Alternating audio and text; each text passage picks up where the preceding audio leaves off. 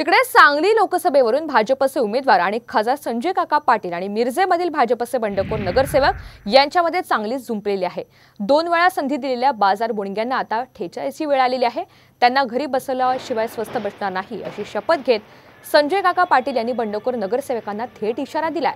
तर कुठला नेता आला आणि आम्हाला पाडायचं म्हटलं तर त्याच्या बापजन्मी जमणार नाही, दम असेल तर एका व्यासपीठावर या असं आव्हान भाजपचे बंडखोर नगरसेवक सुरेश आवटे यांनी दिलंय। काही बाजार मुंग्यांना तिथं संधी दिली, आपला उपयोग करून घेतला। 2 वेळा स्टँडिंग मध्ये माणसं गेली, दोन्ही पोरांना स्टँडिंगचं चेअरमनशिप दिली, तेव्हा अशा अपप्रवृत्तींना ठेचायची वेळ आली।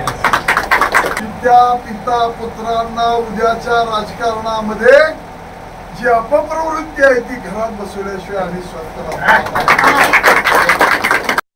जनतेने ठरलं की बाबा या नगरसेवकांना घरात बसवायचं तर ती जनता ठरवूया। जनतेने ठरलं या नगरसेवकांना निवडून आणायचं तर ती जनता ठरवूया। कुठला नेता इथं आला आणि आम्हाला पाडायचा प्रयत्न करतो म्हणला तर त्याचा बाप जन्माला झाला नाही मी हे सांगतो। त्या मंत्रिमंडळाला माझं ओपन चॅलेंज आहे की मिराज किसान चौकामध्ये जाहीर सभा घ्या, एका स्टेजवर तुम्ही बी या आणि आम्ही बी या। आम्ही आमची बाजू मांडतो, तुम्ही तुमची बाजू मांडा।